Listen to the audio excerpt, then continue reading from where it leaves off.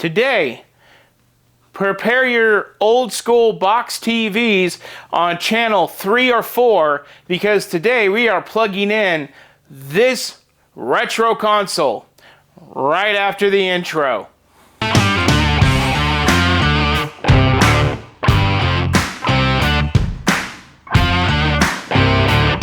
Welcome to Bricks and Toys. My name is Brandon, and today we are building and reviewing the Atari computer system Lego set number 10306, coming in at 2,532 pieces. Now, I do believe this set does retail for around $250. It's currently for sale, and I do believe it was introduced just last year. Now, I am specifically excited for this set because I love retro gaming consoles. And the reason I love retro gaming consoles is because I grew up poor. Before everything happened in life to where it is today, we were a very lower middle class family where we just got by with the bare necessities. And back at that time when all the kids had PlayStations and Nintendos, and they were eyeballing the release of the PlayStation 2, I could only get whatever was basically free to play my video games on. And that includes the old school TV where you had to screw the little adapter into the VHF or the UHF screws into the back of the television to put the little adapter in so you could screw in these consoles. And the consoles that I usually got was the original NES and these Ataris, as well as the original Sega Genesis. I got a ton of these consoles growing up. I used to take them apart and fix them and clean them and tinker with them. That was like my early days of wanting to be into electronics and fixing them. And the reason that we got so many of these is because we went through a period when we lived up north of here in Reno. Yes, I have lived in Reno, Sacramento, and Los Angeles, and now here in Vegas. I've been everywhere, man, just like the song. But when we lived in Reno, we did a lot of auctions when I was a kid, and we would win the auction of a storage locker, and we would go through it, we would sell the stuff that we find, and then, you know, we would keep whatever we wanted. And when it came down to the game consoles, my parents just gave them to me and my brother. We had so many growing up. And I do remember having a couple Ataris, and I do remember, you know, playing with them. And, you know, that's why I started today's intro talking about how you had to set the TV to either channel 3 or 4, depending on what state you lived in. I believe for me, Nevada was 4 and California was 3. No, California was 4, Nevada was 3. If I remember right, in the late 90s, early 2000s. We're going back here 23 years, 24 years, guys. My memory as a kid is not that good. But you have to turn your TV into those channels to get your console onto the screen. Who remembers that? Pretty cool stuff. I don't really remember that for the Atari, but I do remember that for the NES. So if I'm incorrect about that on this, well, that's why. Because I played more NES and Sega, and they were like that. So anyway, back to the build. That's why I'm excited for today's build. And this build, to me, it comes with so many cool stuff. It comes with the joystick that plugs into the thing. It also comes with a lot of game cartridges featuring some of the most iconic game, Asteroids, the Centipede. It also comes with these little buildable models of the game. It also comes with a cartridge holder. Just the more I look at this box, I'm wondering what all does it come with and how to get those things and what does it look like when it's all done and displayed. Like, I'm excited about this one, everybody. The set is about 8.5 inches deep and about 13 inches wide, and it does look like it has a little pop-up display out of the console of what this build would look like in real life in a normal setting. You know, it shows a guy with a joystick looking at a TV with the console on the floor with an odd enough thing of a kitty cat. Who knows? I played my video games with kitty cats growing up, So let's go ahead, let's get my box cutter, let's cut this box open, let's do the pour, and let's see what we have in terms of this build.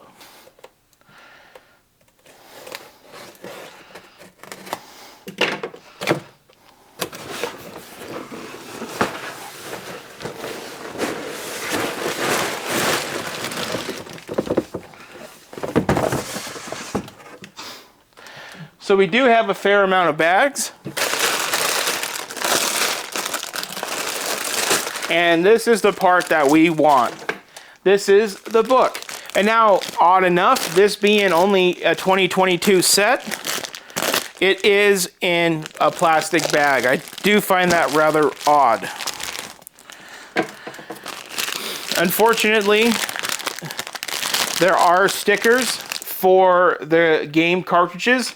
That is a bummer, but I just dropped the book on my foot. But there is a lot of cool detail on these stickers for Asteroids, Adventure, and Centipede. Really cool. Each of them is about 6 to 12 stickers. This one's 19. Oh, actually, no, it's 19 stickers in total on 3 different sheets. Here, they did make the book look like the classic Atari retro look.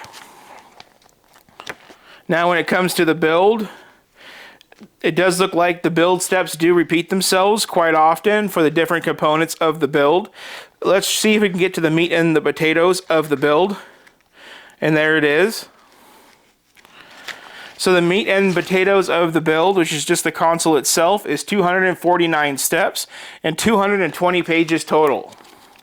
So that's pretty light. As usual, there is Atari information in the beginning of the book to get you prepared for this set.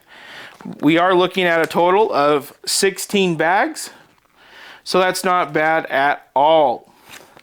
So this being a 2022 build, it's 16 bags. There's probably not that many sister bags, if any.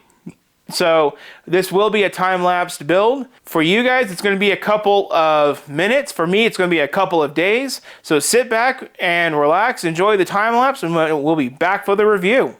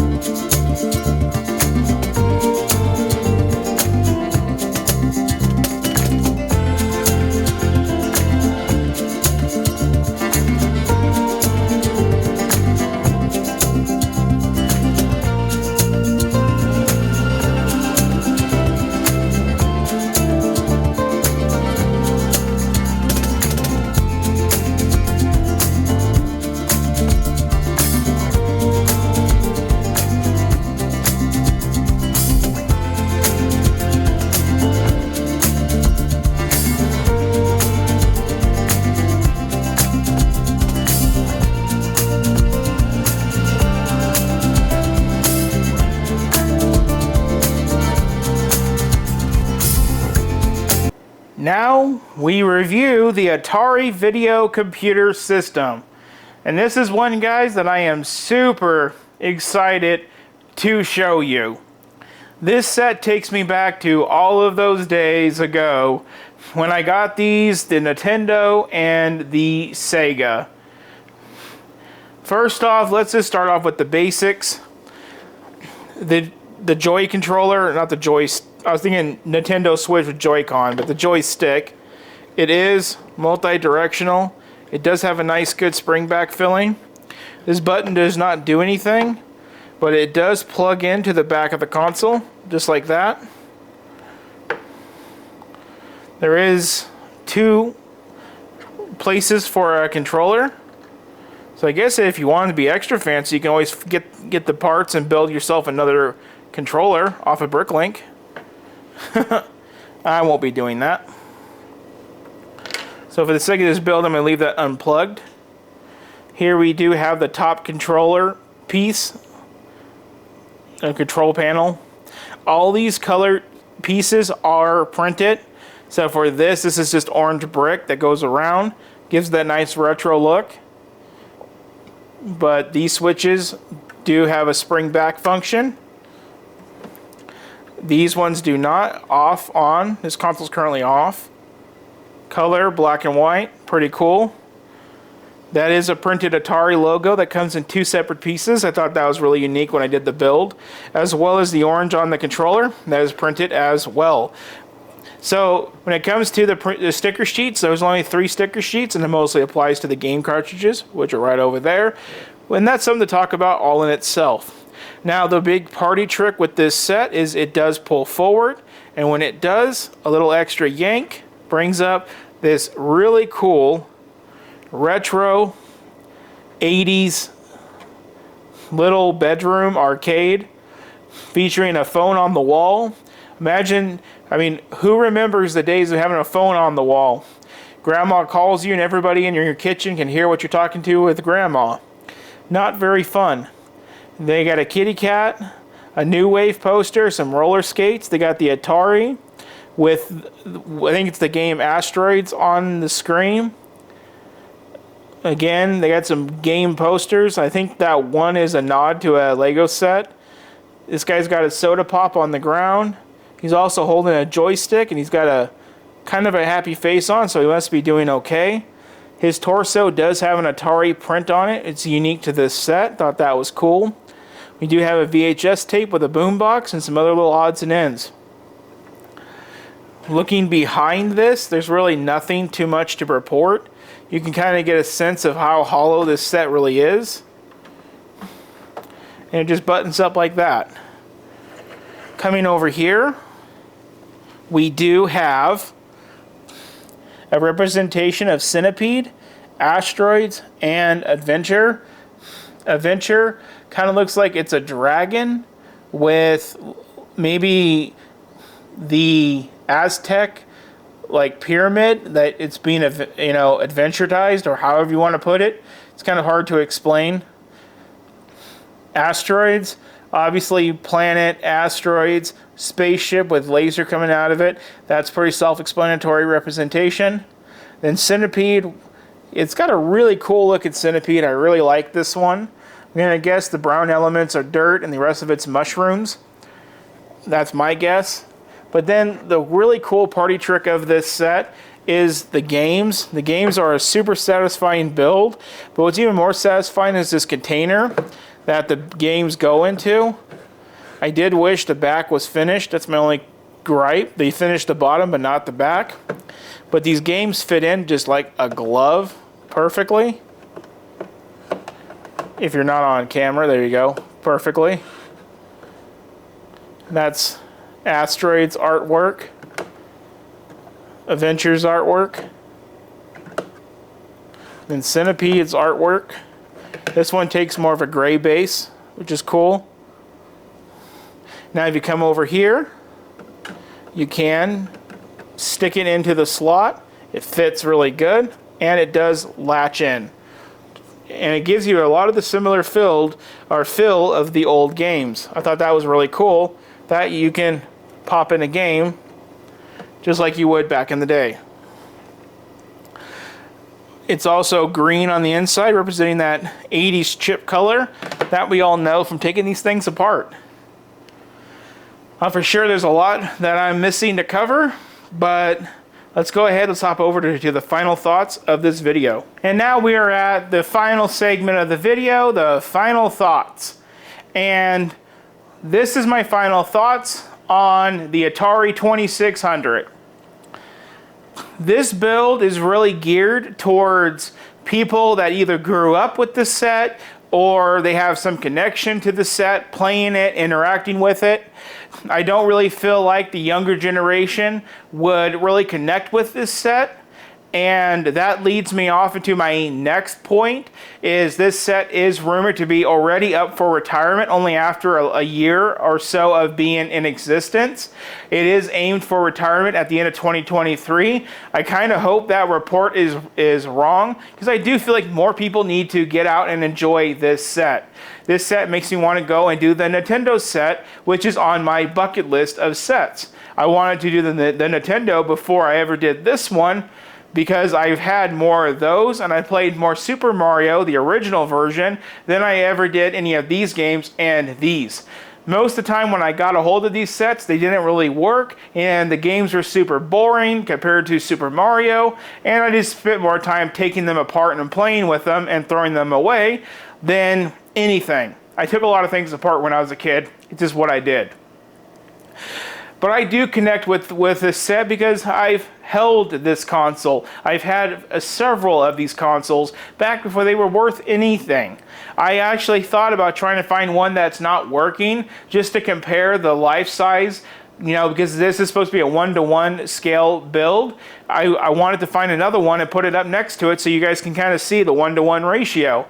But unfortunately, they're so expensive, even not working.